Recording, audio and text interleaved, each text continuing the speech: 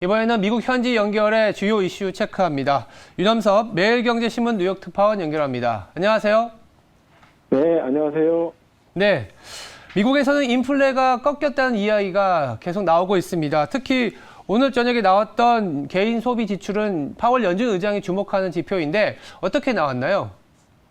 네, 미국 중앙은행인 연준이 가장 중요하게 여기는 물가 지수인 개인 소비 지출, 즉 PCE가 상승률이 둔화되는 것으로 나타났습니다.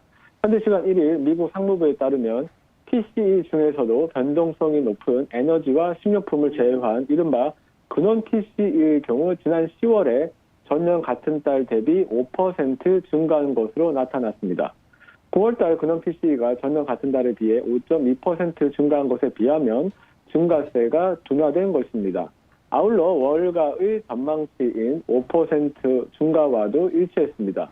또한 10월달 근원 PCE는 전월과 비교했을 때도 0.2% 상승에 그쳤습니다. 월가 전망치인 0.3% 증가보다 0.1%포인트 낮았고요. 전월인 9월 증가율 0.5%보다도 0.2%포인트 낮았습니다. 즉, 근원 PC의 경우 상승세가 전년과 전월 대비해서 모두 둔화되고 있는 것이 확인되었습니다. 이에 따라 월가에서는 물가 상승률이 이제 피크를 찍었다는 점점론이 대세가 되는 분위기입니다. 파월 연준 의장이 지난달 30일 브루킹스 연구소 강연에서 물가를 안정시키는 데 자신감을 내비쳤는데요. 바로 이 같은 물가 상승률 둔화에 바탕을 둔 것으로 보입니다. 이에 따라 시장에서는 기준금리 인상폭도 앞으로 계속해서 낮아질 것이라는 기대가 커지고 있습니다. 네. 한편 이제 연말이 되다 보니까 월가에서도 내년에 대한 전망들이 속속들이 나오는데요. 대체적으로 어떤 톤인가요? 네. 현지 시간 1일 미국 대형 IB인 JP 모건에서 내년 증시가 상반기엔 급락했다가 하반기에는 그만큼 다시 회복할 것으로 전망을 했습니다. JP 모건은 내년 상반기에 증시가 구체적으로는 올해 저점을 다시 찍을 것으로 전망했는데요.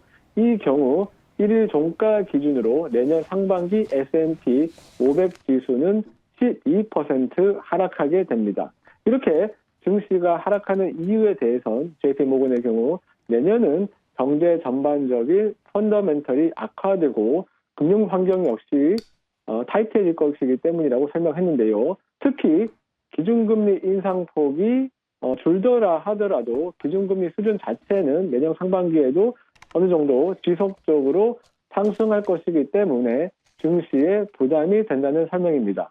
또한 그렇지만 JP모건은 연준이 통화정책 방향을 전환하는 이른바 패드 피봇, 다른 말로 하면 지금의 경우는 기준금리 인상 기조에서 인하 기조로 바꾸는 것이 내년 하반기에 나타날 것이기 때문에 이때부터 증시는 반등할 것으로 전망했습니다. 다만 반등하더라도 큰 폭의 반등은 어렵고 상반기 때 하락한 수준보다 조금 더 반등해 내년 연말 S&P 500 지수의 경우 4,200포인트에 안착할 것으로 전망했습니다. 이 수치는 현재 종가 수준보다 3% 더 높은 수준입니다. 결과적으로 1년 후에도 현재 증시 수준과 큰 차이가 없다는 말이죠. 사실 이 같은 전망은 다른 대형 IB에서도 대체적으로 비슷하게 나오고 있습니다.